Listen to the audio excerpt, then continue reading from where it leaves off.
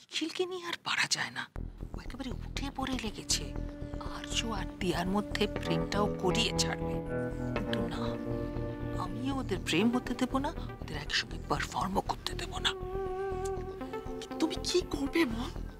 ওদিকে নিখিল তো আমাকে ঠাকুরের প্যান্ডেল সাজানোর দায়িত্ব দিয়ে দিয়েছে। So disgusting.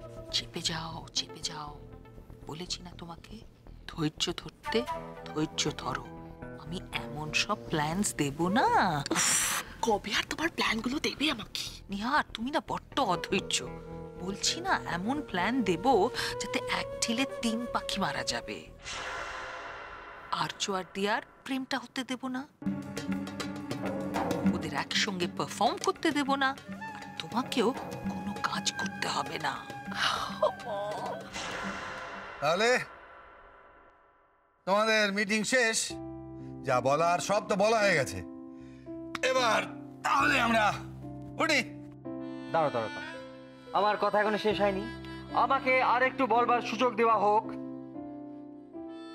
আমি যেটা প্ল্যান করেছি, মানে এই যে অনুষ্ঠানটা হবে তাতে সবাই পারফর্ম করবে। শুধু সবাই পারফর্ম করবে জোড়ায় জোড়ায়, মানে জুটিতে, এবং প্রত্যেকে তাদের পার্টনারকে মনের কথা বলবে, মানে প্রেম নিবেদন করবে আর কি। তালিয়া!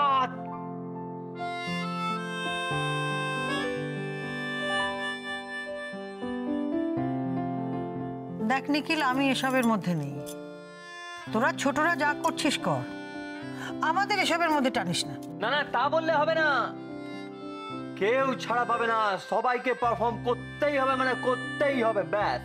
ওরে আমি তো আছি আছি, কিন্তু